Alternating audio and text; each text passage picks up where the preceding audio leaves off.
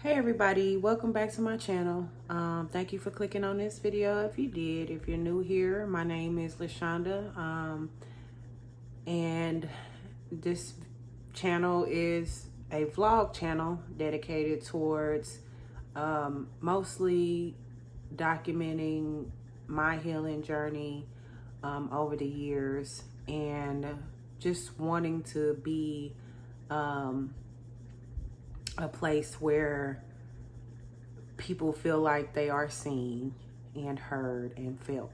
And so I've been wanting to make this video for probably over a month now. And I really been going through my own purging and cleansing process. And if you hear noise, that's people outside. But I've been going through my own purging and cleansing process, and working through some things for myself. Right now, I'm currently living with my daughter. I don't have my own place. I am putting my energy into my passions and things that I love to do, and counting on that to get me to where I need to go. Part of my calling is to speak on my experiences and my healing. And so this video is about probably one of the most traumatic things that I've ever been through as an adult. And it also includes my child, which is one of the reasons why I've been a little hesitant about making this video, because it is something that actually happened to her, that affected the both of us in very serious ways. And so I know there are other mothers of children who have experienced something similar, and that is the main reason why I wanted to make this video, so people don't feel alone, so that they feel seen. And yeah, so basically my daughter was burned in the bathtub at the age of 19 months old. A little backstory to that. I was living with my parents, and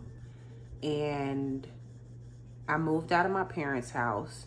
At the time, I was dating this guy. I had been dating this guy for around a year, and we ended up moving in together. And as far as I knew, everything with him and my daughter was fine. You know, he actually, to me, seemed quite overprotective of my daughter. And so as much as I knew that, you know, guys would do things to hurt people's children, to hurt their women's children, it's not something that I ever saw coming from him. But what happened was, the area that I moved to was about 45 minutes away from the daycare that my daughter had been in for the entire time that I had been working since I had her. And I needed to find daycare on the side of town that I was living on. My job was only about 15 minutes in another direction from the daycare where she was at. And I was still trying to find childcare for her. And so during the time that I was looking for childcare for her, my friend and neighbor, she lived in the same apartment complex, she would watch my daughter most of the time. On occasion, I might have to leave her with the guy that I was dating. And so this particular day was one of those times where she had to go to work and she wasn't able to watch my daughter. And so I left my daughter with him, and I want to say how important it is to always follow your intuition, because on this particular day, on my way to work, I got this nagging feeling that I needed to turn around and go back home. But I just got done moving. I had missed a bunch of days from work for that. And I didn't want to lose my job. And I'm like, you're just being paranoid. You know what I'm saying? Like, I'm basically gaslighting myself, telling myself, oh, you're just being paranoid. And so I go ahead and I get to work. And I'm at work, clocked in. And I mean, not even my first break couldn't even make it around before I got this phone call. I got called off of my phone because I was working for Disney Resort reservations. So I got called off of my phone to go and take this phone call. And it was him telling me that she had gotten burned in the bathtub. Now, one of the things about the apartment that we were living in is that it was on a community water heater. And so there were times when we would run the water and it wouldn't come out warm at all, it would come out cold. And then there were times when we would run the water where it would come out of the faucet like steaming. And so when he told me this, I didn't know how serious it was at that time. I just left work and went home. Now, I, again, didn't know how serious it was. So when I got home, my daughter was pretty much calm. She was, he was holding her and she was calm. Now, maybe I'm going to get into why he was trying to give her a bath, because that's a whole nother story. Apparently, she had gotten into something. She's a toddler. She had gotten into something, and he was giving her a bath to clean her up because she had gotten into something. Now, I never told this man to ever give my daughter a bath, so that's a whole nother story. But at any rate, we go to the hospital, and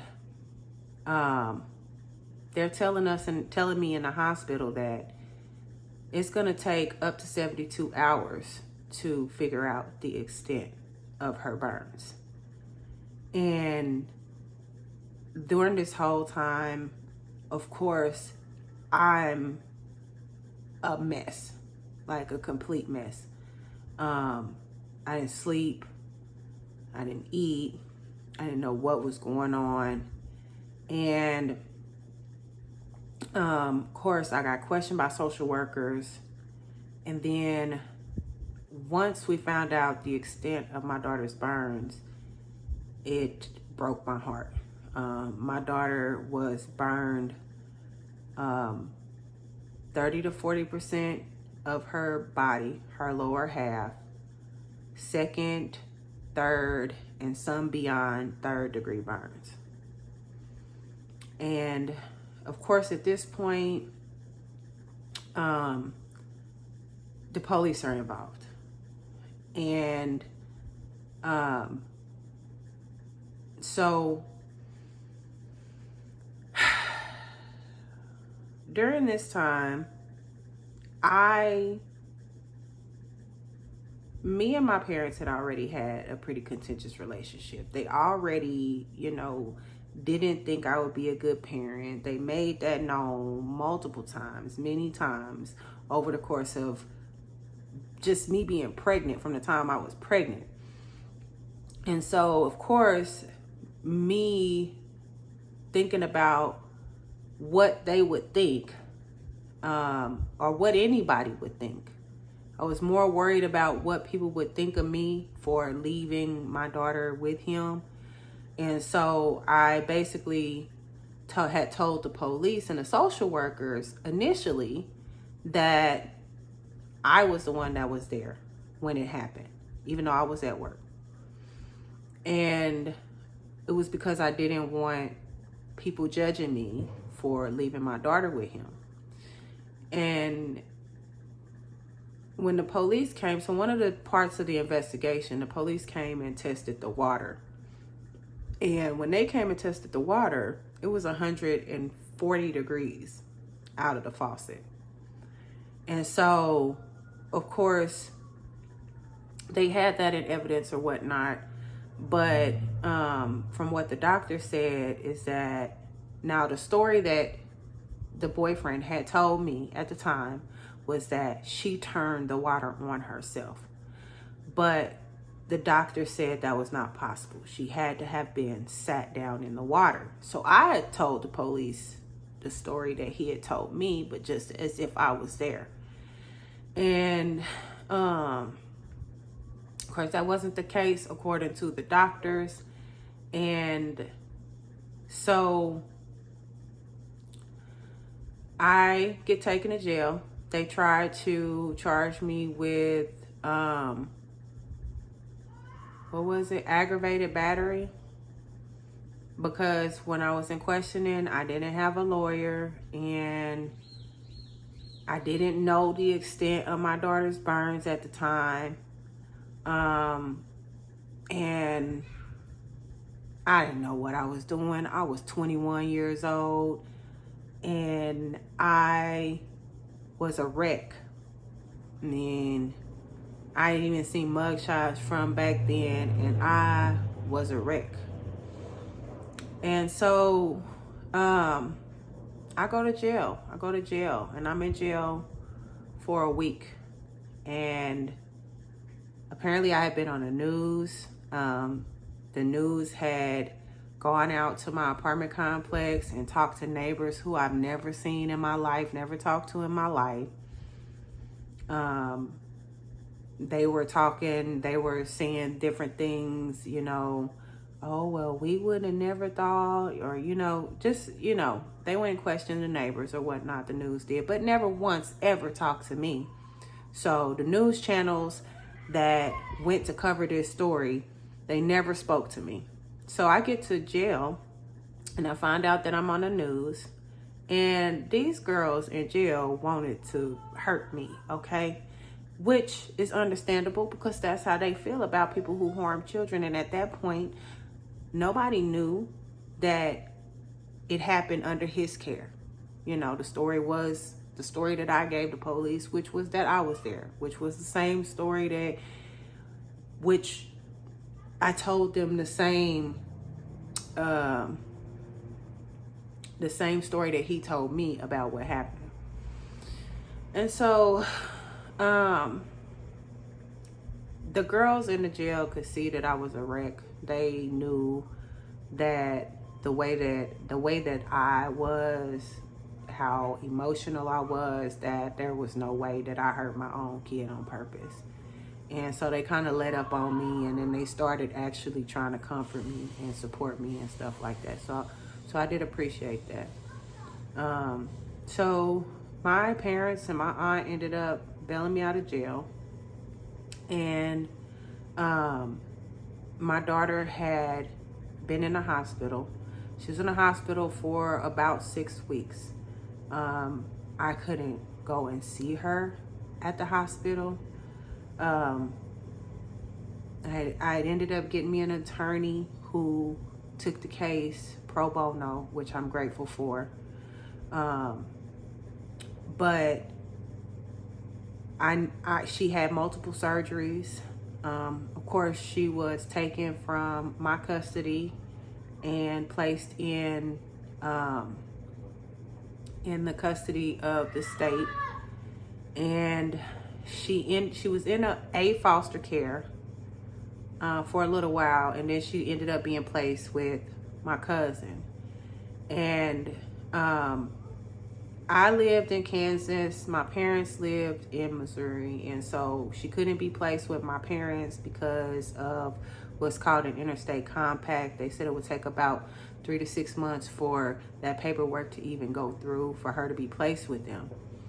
And so during the period of time when she was healing from her burns, she was living with my cousin, but she wasn't actually living with my cousin. This is a whole nother story about with my parents and what they did that was actually illegal. But my cousin would have her when the caseworker would come, but the rest of the time she basically stayed with my parents, even though legally she wasn't supposed to be. And so during this whole process, really the only people who were actually there for me were the sisters and the mother of the guy that I was dating at the time. My entire family basically disowned me. And so, of course, as I'm going through this, I have no support system. I'm having to go through all of this alone. And on top of that, you know, my daughter is suffering. So I'm suffering. And my daughter has had to have multiple surgeries. She's had skin grafts. She's had actual the artificial grafts, and she's just been through a lot. She's been through a lot with that. And I ended up beating the case for the aggravated battery because, of course, police were able to prove that I was not there at the time. So they had to drop those charges. And I ended up just getting charged with obstruction of official duty or whatever for lying to the police about, you know, who was there with her. And he ended up getting charged, but he never got, he got, what, 10 months or something like that when he did finally get convicted. And that is the story of the initial burn incident and the things that happened after that. I'll have to come back and give you guys more on things that transpired after the burn incident, but I wanted to go ahead and come and give that part of the story because there's a lot more dealing with my parents who, if you look at other videos, I was raised in a narcissistic household, and so there was a lot that happened and transpired after I ended up getting my daughter back from the state, which it didn't take very long. I did my classes. I did everything that I was supposed to do. It didn't even take me a whole year to get back custody of my daughter from the state. So that ended up working out. But I fell upon hard times again. And, you know, so I'll go into more detail about the story of me and my daughter and the traumas that we have experienced as a family together and that we have been working to try to overcome over these past few years. So I'll go into much more detail about that in later videos. So hopefully you guys will stay tuned. Let me know if you have any questions. I'm glad to address anything. And I just want to leave some encouragement here. This is one of the most traumatic experiences that I've ever been through as an adult. And it was one of the hardest things for me to get over the guilt of what happened. I mean, even after I thought I got over the guilt, those wounds were reopened when my daughter ended up coming back to live with me after a period of time of living with my parents. So I'll go into more detail about that in further videos. If you want to continue to hear about this story and how I personally have overcome these things, these traumas, then hit the like button, hit the subscribe button. I promise I won't keep y'all waiting long. I'm at a place where I'm ready to go ahead and be telling it all. So Thank you so much again for clicking on this video. Again, if you have any questions, leave it in the comment box. If you found this video useful, valuable, like, subscribe, share, and I want to thank you so much again. I love y'all.